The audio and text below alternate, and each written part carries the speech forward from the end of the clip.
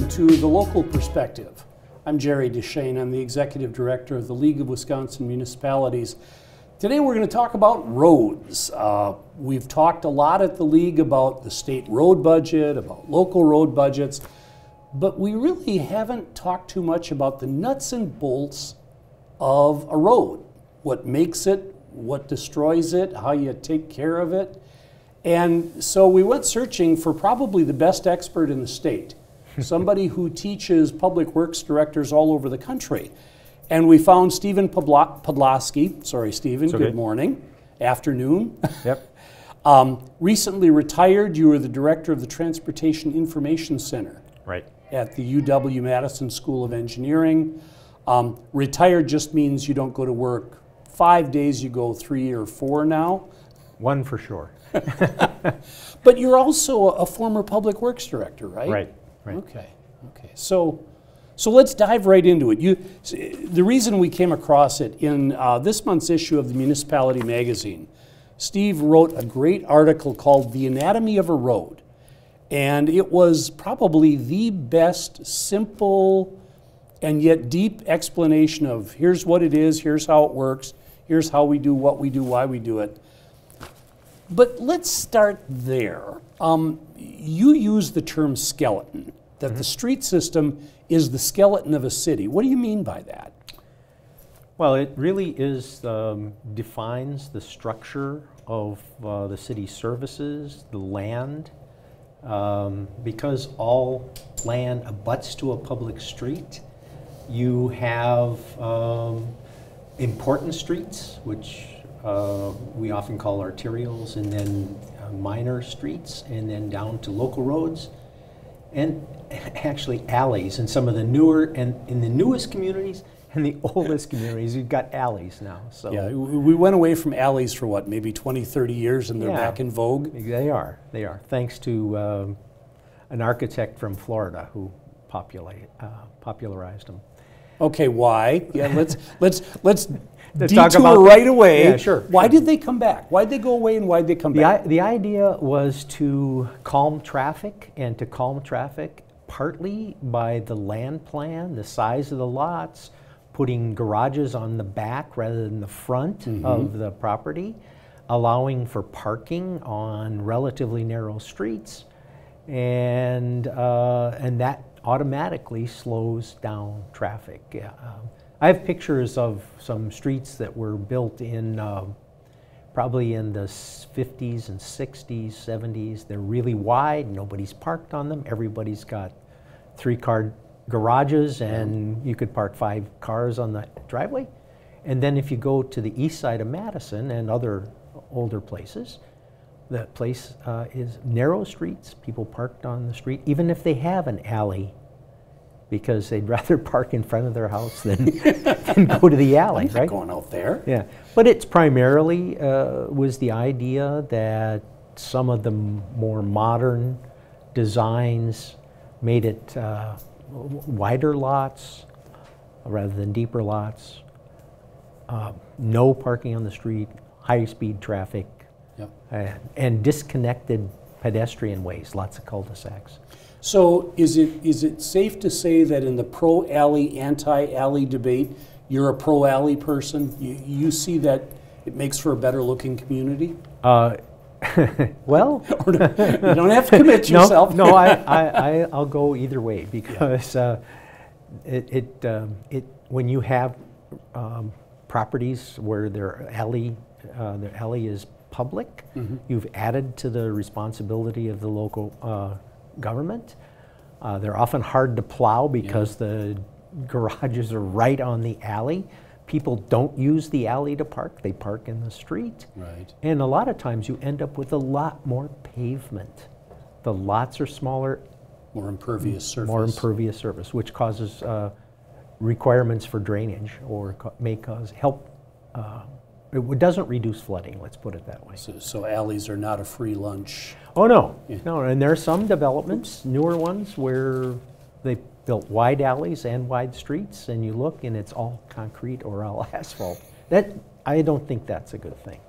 Now, you, in the opening paragraphs of your story, you not only talk about how the streets literally can determine the shape of a city, but the way the streets are used conveys a sense of the city. Yeah. Talk about that a little bit. Well, I was active in Milwaukee. I lived in Milwaukee for a number of years. When my career started, right about the Dutch elm disease time. Oh. And I went back 10 years later, and they'd cut down all the trees. And I actually had a hard time finding where I had lived 10 years earlier because I didn't recognize the neighborhood. It wasn't the same anymore. Wasn't the same. So the use of the road, the appurtenances, whether you allow parking, don't allow parking, have shoulders, have curbs or not, it does determine what the character looks like. All engineers, when they travel, they look at what they've been involved with, right? Foresters look at trees, Yeah, builders look at houses, engineers look at... Well, they look at for me, I look at the street, I look at the downspouts, I look at the sewer, all this stuff. What color are the hydrants? And you project an image with the kinds of streets you have, how well they're maintained. For a number of years, community development block grant funds were used not just for private property, but they were used to upgrade the public infrastructure, and that would then lead to an upgrade of the private property and improving the looks. And you talk to even, I mean, speed is how fast people travel through a neighborhood sends a message. The quality of the pavement itself. Right. Yeah, well, that quality of the pavement, but do you have lots of pedestrians? Do you have lots of trucks? Sometimes when arterials are jam-packed, people start cutting through neighborhoods, so you get a lot of extra traffic, cut-through traffic, and it's also a structure because that's where we put all our public utilities, sewer, water. At one time, we were putting things on the back lines between properties, and sometimes that's where the electric company moves their lines when the local government doesn't want them in the street. Right. It can cause maintenance problems, especially if you have water mains and you get a water main break. You have to go in and dig up people's yards, and so. But yeah, I think it has a lot to do with the way people feel about their neighborhoods. Most people actually don't know where the property line. A lot of people will think they own to the center of the road, and some people do. But it's not uncommon for them to think they control the right-of-way rather than the local government. Well, and in reality, in many cases, the local government owns right up to the home side of the sidewalk, don't? Or no? They often own a half a foot or 1 foot on the home side of the sidewalk. They usually put the sidewalk is set a little bit off of the property line. And that's a bit of a surprise quite often to homeowners. Yeah. When they're told what they can and can't do with the boulevard. That's right. That's right. Or if they must cut the grass, or right. So must shovel the snow. Must shovel the snow. That's right. Let's talk about that. Maintaining our bones.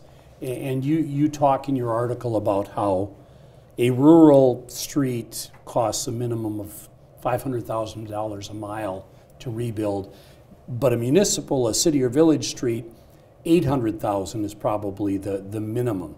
Before we kind of dive into the whole complexity of that and what a city or village should or should not be doing, what's the difference? Why is a town street half the cost of a city street? Well, towns usually are 22 foot wide with shoulders, paved, unpaved.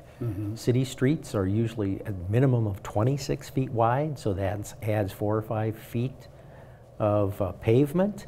They often have curbs instead of shoulders. Sure. The houses are much closer, and so you're actually, if we're talking about reconstruction, you're actually having to match the sidewalks that are existing, the driveways that are existing, Where in a rural area, you can make changes in the geometrics a lot more freely than with in urban areas. The other thing is you've got intersections every 600 feet, every 800 feet. Yeah. You don't have that in rural areas. You may go for an eighth of a mile or a quarter of a mile to the next intersection. And with more traffic, you have much more pavement and design at the intersection in urban areas than in a rural area.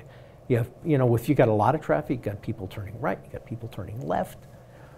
The capacity of the urban system is really based on the design of the intersections. This is why you may have a two-lane road, two-lane arterial. You get to the intersection, you end up with 2 lanes through, a left lane, a right lane, or something else, depending on how much traffic is crossing. So, but it's because of the additional traffic, the greater number of driveways, more parking on the street. Sometimes you have to provide parking lanes, so it's not only 26 feet wide, but it's 30 feet wide. So there's just more activity and more infrastructure that's required to meet the demands, meet the needs. Well, and when you talk about that double cost, you're just talking about the street. Right. You're not talking about the sewer lines under there, the water lines. No. But all of that comes into play when the city's doing a reconstruction. Don't they more often than not try to redo their sewer systems if it needs it? Yeah, sure, but I wasn't including that in the cost. And so that's additional, and often it's covered with a different fund. So you have either a water or a sewer fund or a combination, and you really, the ratepayers pay for that. There are, the street system is really done by general purpose revenue. Right. Unless, there are some states that actually have street utilities where, just like sewer and water, you get a bill for your streets. Where is that common anywhere? Because there are a couple of cities in Wisconsin that are looking at that. It is common in Colorado. There are a number like streets like, or places like that. Okay. It came out of Colorado, and there have been some cities that have looked at this in Wisconsin. And like everything, it's the question of how do you divide up the cost? Who pays more? Right. I mean, I'm the property owner right there. Do I pay half the value of that residential street? How much does the trucking company pay? How much? Right. Yeah. And there's different schemes, like for different uses. For gas stations, you may use the number of pumps. For medical facilities, you may use the number of doctors. So you actually try to, it's like a special assessment. Lots of cities in Wisconsin use special assessments. And there are kind of standard ways built up having to do with frontage or area where you divide up the cost, and there's a public benefit associated with each project so that there is general purpose revenue that goes toward that project. And I think what usually happens is where people look at this, it's really a struggle to come up with this way of dividing the cost. But there are, as I say, there are several places that use street utilities. I think the very first one was Lakewood, Colorado. Okay. And I believe they're still using it. Which, like special assessments, once a community starts using it, it's very hard not to use it in the future. Well, and there's a lot of reasons for that. I mean, we're all children of inertia, right? Right. Once you start moving in a path, but also once your citizens are used to paying for something in one way or another. Well, not only that, but it seems to be fair. Yeah. I know that if you decide to choose to do a special assessment on this project, they will find out if this is, the people that are going to get assessed will find out, have other people paid this way? So you get people showing up and saying, well, he didn't have to do that. Right. So it's difficult to change anything. I mean, stormwater utilities really, with people now paying for the stormwater system, at one time, stormwater was a kind of the stepchild of the street, Yep. Mhm. right? And because of pollution and environmental concerns, more and more requirements were put on storm systems and That they weren't drainage necessarily systems. designed for. Oh, for at sure. first. And now, a lot of cities, I don't know exactly how many in Wisconsin, but a significant number, collect a fee which helps them build and maintain the stormwater system. Okay. But all, you know, go back to skeleton, it's everything kind of has to fit in the owned public right of way. And so it's very difficult to buy land to do anything. And then the legislature just prohibited eminent domain for pedestrian ways. Yep. Okay, and where do you get pedestrian ways? Where two cul-de-sacs back up together and or whatever. So it's always, every time you have to condemn property for a project, it really adds a lot of time and a lot of expense, or can, unless the benefit of the project is so great that people. Most cities these days aren't condemning property for new streetways necessarily. I mean, their skeleton's kind of set once a city's developed. Yeah, and that's why it's important when you're reviewing a proposed plat to make sure you have enough right-of-way right up front. Because once you once you get the right-of-way, that's it. Yeah, don't tell those neighbors 20 years from now, we want half your front yard. That's not going to go over well. Or even corners. In commercial areas, sometimes the traffic has grown, the uses have changed, you need more area at the intersection. So you end up buying slivers of land or triangles of land. And so that, again, that makes the cost more. I know it's controversial in some quarters, roundabouts, that you're seeing those at high traffic intersections.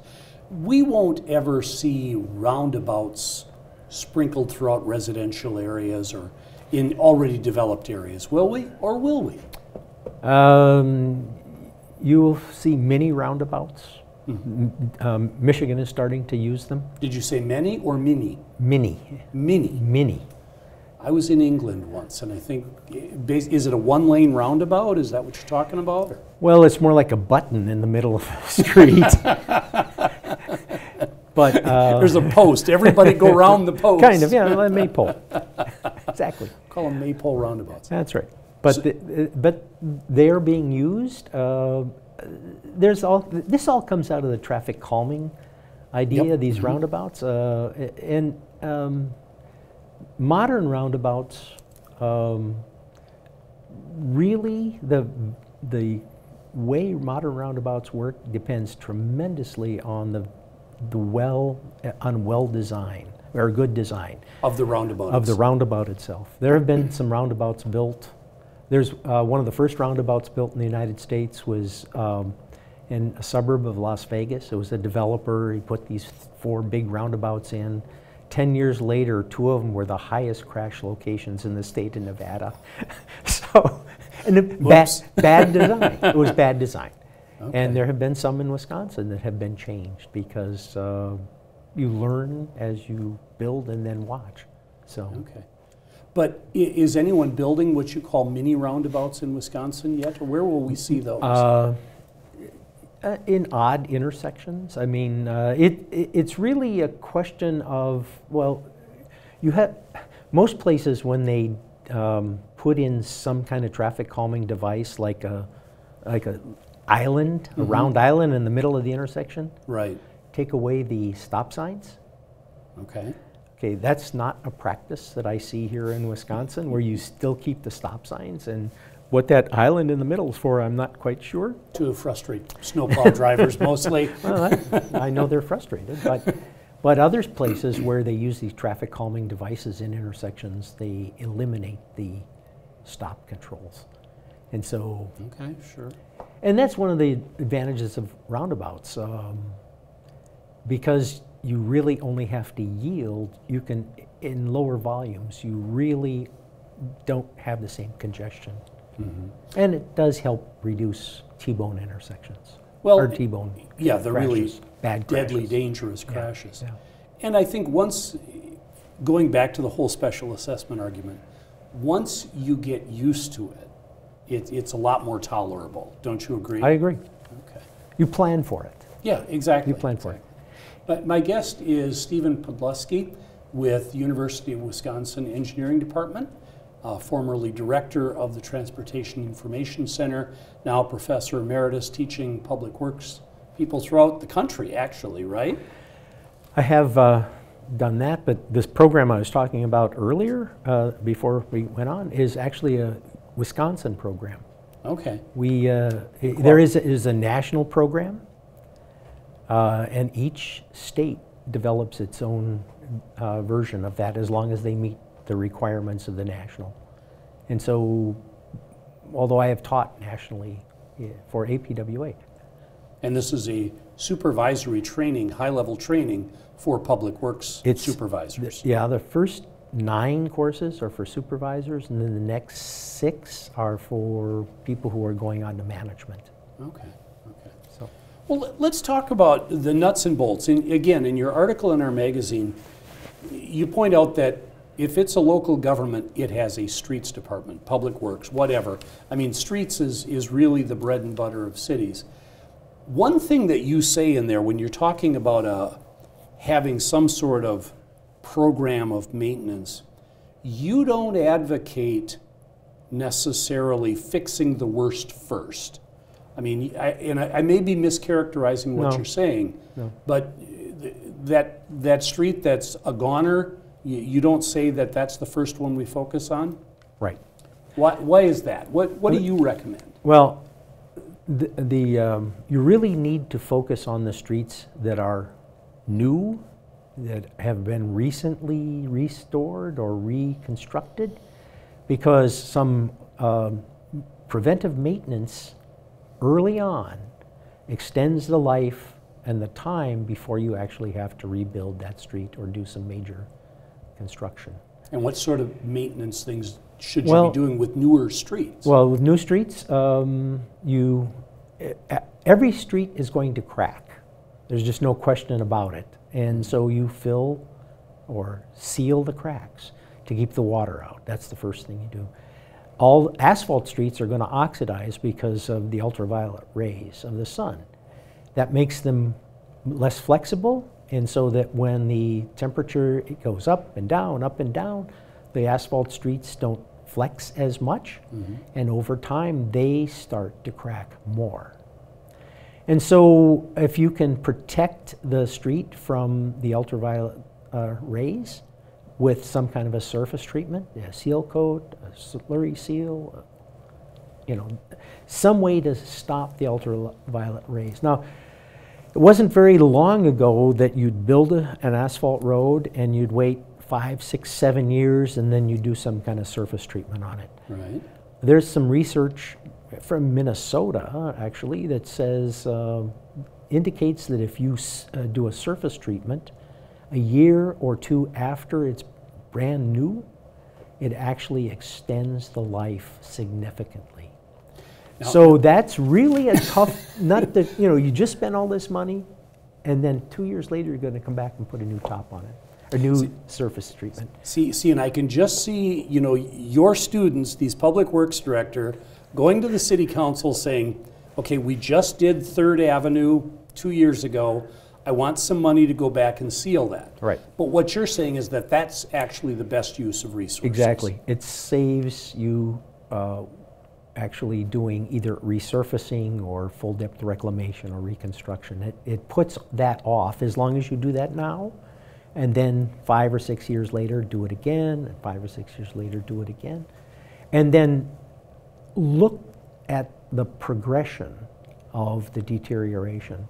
One of the things that in Wisconsin, people rate their roads every 2 years and turn that rating into the state. The PACER system. The PACER system, and they turn it in and it's in a software Whistler database. It's important to keep track of that deterioration, to know that after a certain period of time, it's time for a more expensive treatment. Okay. So that it really takes somebody or records which clearly identifies what was the deterioration in the road 2 years ago, 4 years ago, 6 years ago. What did we do to it in the last 6 years? Does the Whistler system keep track of what you did to it, or just the condition report?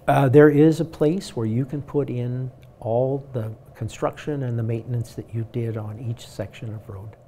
Okay. And so you can go back and look at that. It's an easy way to keep track of it.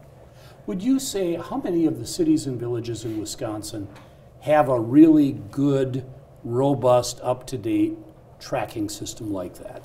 Or is this something that more of them need to do? I would say more of them need to do that. And partly that's because it might be an enhancement to Whistler. Okay. One of the things that happens in Whistler, you turn your ratings in, and then 2 years later you turn your ratings in, and 2 years later, and it's difficult to recover what you turned in 6 years ago, 8 years ago. Okay. And I think that would be a nice enhancement so that you could actually go back on this section that we're about to work on and look at what those ratings are. Now, some communities keep those ratings in their own system. Okay. But I think because it's not a feature of Whistler, fewer people would do it now than would do it if it was a feature. Okay. Yeah, and another interesting dimension to your article, you talk about the complexity of doing a major rebuild of a road. Complexity not so much in the engineering sense, but in the political sense that, well, if that's Main Street, is that a U.S. highway? Mm-hmm. Is that a county highway? Does that, who does the work on those streets? Kind of depends on who's paying. Okay. Is it a federal project? Is it a state project? Mm-hmm. If it's a state project, you can ask for things to be done, but the local government may end up paying for those. It depends really to a great extent on how important the roadway is, whose program it's on, and who's the lead agency. Do they all use the same design standards? The minimum design standards, yes. Okay. But for local roads, there are minimum design standards for local roads based on traffic, slope of the roadway, is it a steep road, is it a flat road? So there are minimums, but most local governments have adopted some kind of a standard in their subdivision code. So they'll have a local road design standard, they'll have a collector road, an industrial road, an arterial road. That is something I've always wondered about, and I think you're the guy to ask. When I drive out in rural areas, you see roads listed as Class B. Yes. You never see that in cities. Yeah. Why not? Because towns have the right to lower the weight limits on their roads by declaring Class B. It's a Class B road. Right. They're supposed to be using an indication of the kind of traffic that is on it, the strength of the roadway.